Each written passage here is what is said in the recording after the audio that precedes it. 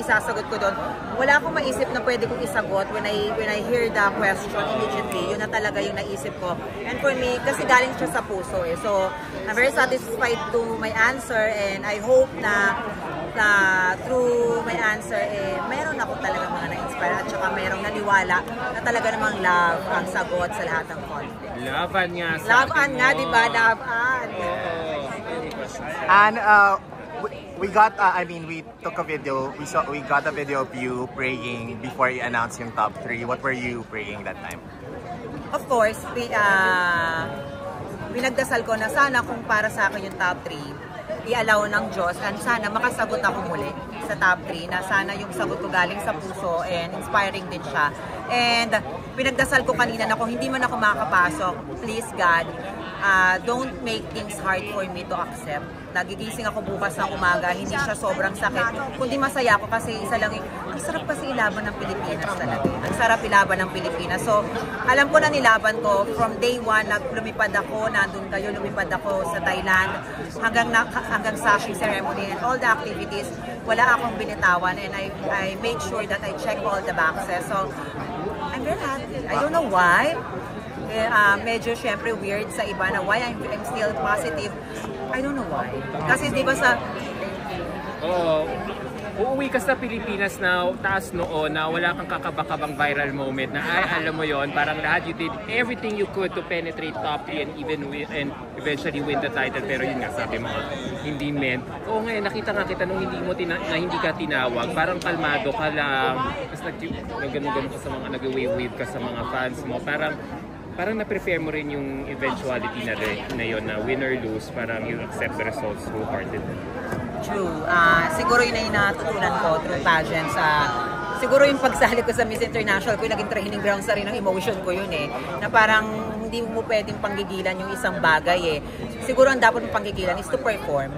If you perform well, wala naman dahilan para hindi mapunta sa'yo eh. If there's one reason na para hindi mapunta sa'yo, just because it's not meant for you. So yun na lang siguro yung inisip ko kanina na kung hindi man ako yung koronahan ngayong gabi, maybe it's not meant for me. At syempre, there's still a better life after pageant. At kung sino man yung nakoronahan, I'm pretty sure that she can use the crown to inspire others and to do her duty as the new Miss International Queen 2025.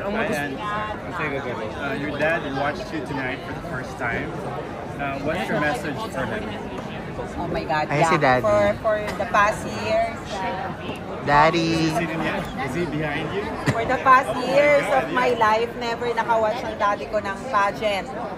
Una niya ako napanood sa Miss International Queen 2025 Philippines when I crowned MIQ Philippines last July 9. And sabi ko talaga, dito sa international pageant ko, where in the Philippines sash, I made sure na my father will be here for the first time in my life na maging proud siya sa akin na winawagayway ang bandera ng Pilipinas. And I hope that my dad is very proud. Dad, what do you think about How proud of you? your daughter winning?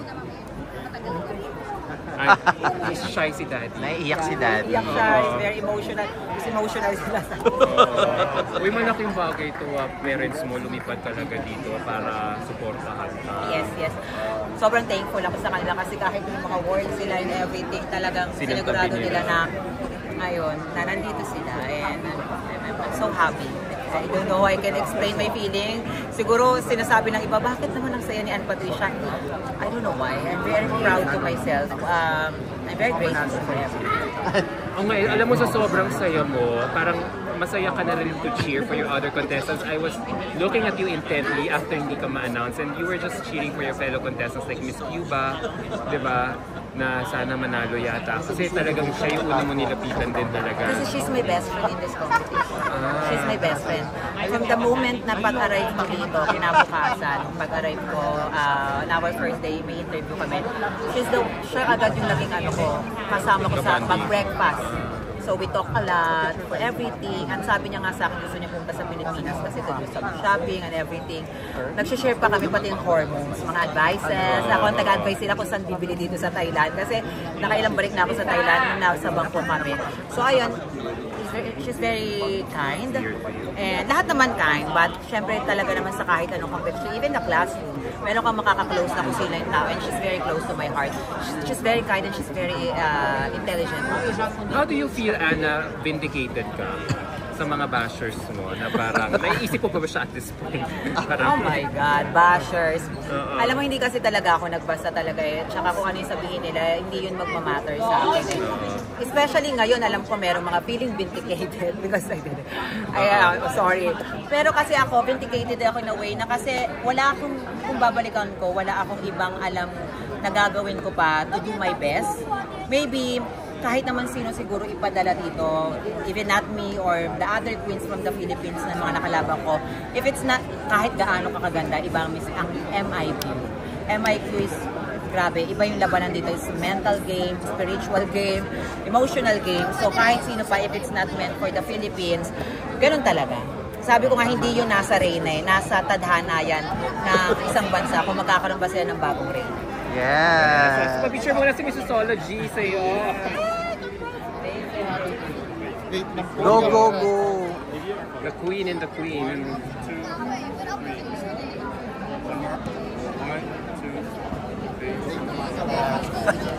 And magsistay ka pa ba dito? Or are you going to... Yeah, I will stay until 25th. Okay. Ay, kasi birthday ng pamangking ko bukas. And Wow. then me and my family and also my team will go to Bangkok. Ang taray. Yes, and then magsasaya tayo, medyo mag-chill tayo.